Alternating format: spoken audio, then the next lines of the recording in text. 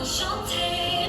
Your hands on my face, embrasse-moi, mon soleil. Say you die for me, baby. Read my messages if you want, I don't mind. Antes. Ya, pues que no es la casa, es la temática. ¿Qué temática? Bueno, que para celebrar que a los de siempre no nos importa compartirlo todo, incluido las duchas, no como el Principito, vamos a hacer una fiesta... Una buena fiesta de toallas. ¿Qué dices?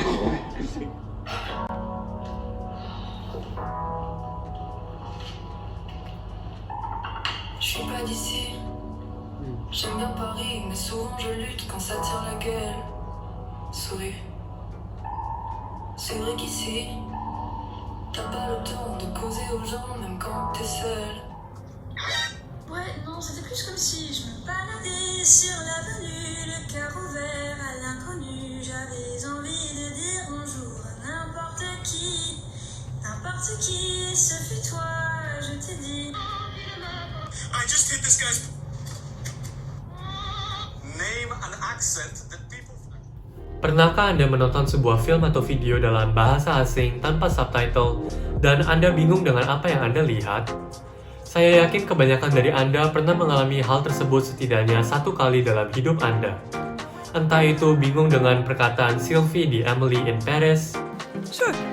Va me chercher la tapette à mouche. Je m'en occupe tout de suite. ataupun tidak mengerti satu pun kata yang diutarakan Kaye dalam seri Netflix asal Spanyol berjudul Elite. ¿Te recuperaste bien del accidente de esquí? Sí, sí. Sí. Lebih dari itu, pernahkah Anda menginginkan untuk setidaknya tahu apa yang diomongkan oleh orang-orang di layar Anda dengan mudah dan tidak lagi kesulitan memahami dasar atau basic dari omongan mereka? Saya menanyakan hal tersebut kepada teman-teman saya dan sepertinya jawabannya satu, ya. Lantas, bagaimana solusi untuk masalah modern ini di mana globalisasi dan internet telah membuat kita semakin terpapar dengan bahasa serta budaya-budaya asing? Satu hal yang terpikirkan di kepala Anda kemungkinan adalah belajar bahasa asing. Namun sama seperti situasi saya 2 tahun lalu, hal tersebut tidak mudah untuk dilakukan. Les bahasa asing baik Inggris, Mandarin, Spanyol, maupun Prancis kemungkinan sudah ada di dekat tempat tinggal masing-masing. Kendalanya yang sering saya temukan setelah observasi adalah biaya-biaya yang dibutuhkan untuk les tersebut. Untuk itu, ada satu hal yang ingin saya bagikan kepada Anda. Ternyata sudah ada solusinya teman-teman, yang selama ini bisa Anda temukan di dalam gadget Anda masing-masing. Ya, solusinya tak lain dari sebuah aplikasi belajar bahasa asing.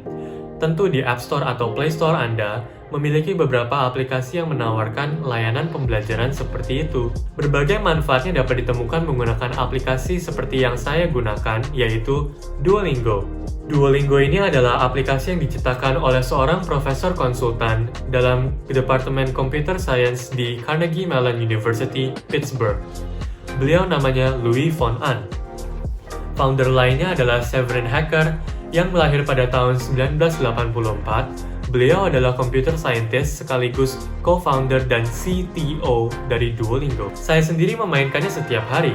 Ya, yang Anda dengar itu betul. Duolingo menerapkan sistem metode pembelajaran bahasa asing yang lain daripada yang lain, yaitu model game. Anda dapat memulai belajar dari level dasar ataupun level yang sudah cukup rumit ke dalam 38 bahasa internasional yang dipakai di mana-mana, dan tentunya tidak perlu khawatir karena Duolingo menerapkan sistem belajar CEFR atau Common European Framework of Reference for Languages, sehingga belajar bahasa apapun pastinya sesuai dengan standar institusi yang telah digunakan di Eropa dan dunia internasional. Daya tarik Duolingo sangat banyak untuk orang muda maupun orang tua. Hal ini karena sistem belajarnya pun tak hanya sekedar membaca dan menghafal. Anda bisa belajar berbicara, menulis, mendengarkan karakter-karakter lucu dan unik seperti Bea, Duo, dan Oscar, sembari belajar bersama komunitas 500 juta orang lainnya yang tersebar di seluruh bumi. Aplikasi seperti ini pun bisa digunakan kapanpun dan dimanapun Anda berada, sehingga penggunaannya pun semakin fleksibel bagi diri kita. Materi belajar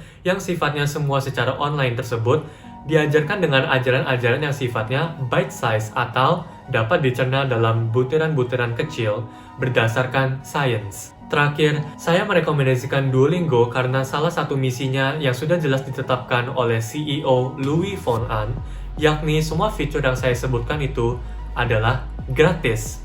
Ya, gratis. Perlu diketahui bahwa ada model belajar premium yang akan menilai intonasi berbicara, menghilangkan iklan, dan detail-detail lainnya jika Anda menginginkannya.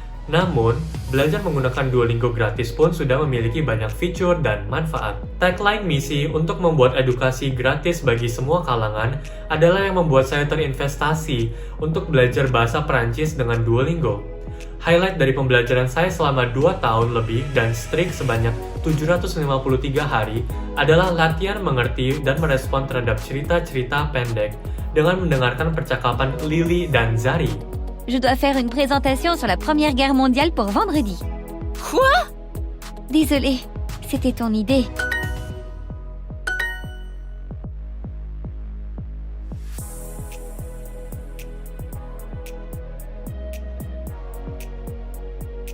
Hal ini saya lakukan kapanpun setiap harinya, dan proses belajar fleksibel seperti inilah yang merupakan paling efektif bagi diri saya dan banyak teman-teman saya yang juga ikut untuk belajar bersama-sama. Motivasi belajar Duolingo juga tidak hanya berasal dari diri kita, melainkan dari teman-teman kita.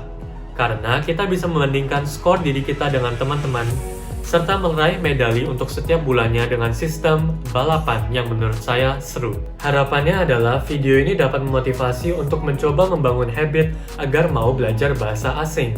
Manfaatnya juga banyak seperti menambah tingkat kognitif otak yang menjadi keberuntungan bagi kita secara personal maupun profesional, membantu meningkatkan ingatan kita sehingga mudah mengingat nama, petunjuk, dan fakta. Yang ketiga adalah meningkatkan kemampuan kita untuk multitasking tanpa stres yang berlebihan. Yang keempat, belajar bahasa asing menjaga kesehatan otak kita menurut beberapa studi untuk orang dewasa yang berbicara 2 bahasa atau lebih. Kelima, menurut statistik dari Eton Institute of Language Development in the Workplace Survey pada tahun 2014, tenaga kerja yang berbicara banyak bahasa akan memiliki kelebihan kompetitif sebanyak 88% dari kompetitor. Anda sudah berada di akhir video presentasi saya sebagai pemenuhan tugas akhir materi TIK. Terima kasih Anda telah menyaksikan video saya ini. Nama saya Cliff Gerardo Saputra dari 12 MIPA 1 nomor absen 7, dan saya ucapkan sehat selalu dimanapun Anda berada.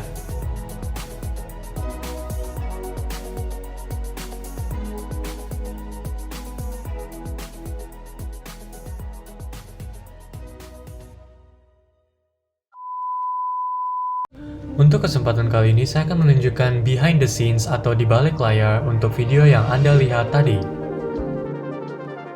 Fase yang Anda lihat saat ini adalah proses scripting atau script writing bagi saya. Saya menggunakan aplikasi Notion pada laptop saya untuk mengetikkan sebuah script yang tadi Anda sudah dengar fully di video sebelumnya.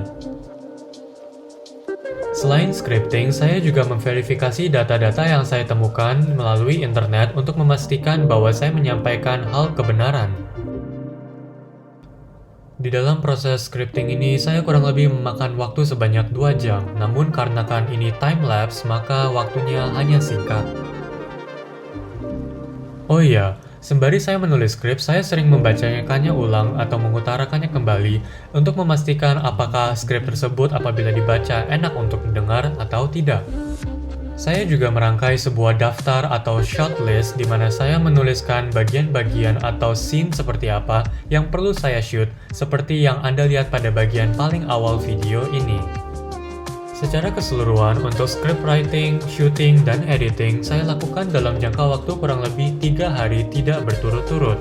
Hal ini dikarenakan saya harus membatasinya dengan kegiatan-kegiatan serta PR yang diselenggarakan di sekolah. Setelah saya menyelesaikan skrip saya, maka semuanya itu saya pindahkan ke aplikasi teleprompter pilihan saya, yaitu BigView. Saatnya masuk ke tahap shooting. Hal ini saya mulai dengan memasang ring light di sebelah sisi saya, bukan di depan saya, untuk menghindari glare pada kacamata saya. Seluruh video ini menggunakan footage dari iPhone di mana saya menaruhnya di atas gimbal atau stabilizer sesuai dengan eye level saya. Kemudian saya membaca skrip dari iPad saya sambil sedikit-sedikit melihat ke bawah. Setelah merekam selama durasi beberapa jam, waktunya pindah ke sesi editing atau sesi terakhir di video ini. yaitu dengan menggunakan aplikasi Final Cut Pro 10 rilisan Apple yang menurut saya adalah aplikasi editing yang superior. Untuk lagu-lagu, maka saya menggunakan sumber dari Epidemic Sound. Sembari mengedit video, saya juga memasukkan beberapa konten-konten yang dapat diambil dari internet, serta memasukkan kredit untuk kreator-kreator dari mana saya ambil. Itu dia behind the scenes atau cara kerja saya seperti workflow mulai dari scriptwriting hingga paling akhir yaitu editing. Terima kasih sudah bersama saya pada akhir video ini dan saya ucapkan sampai jumpa.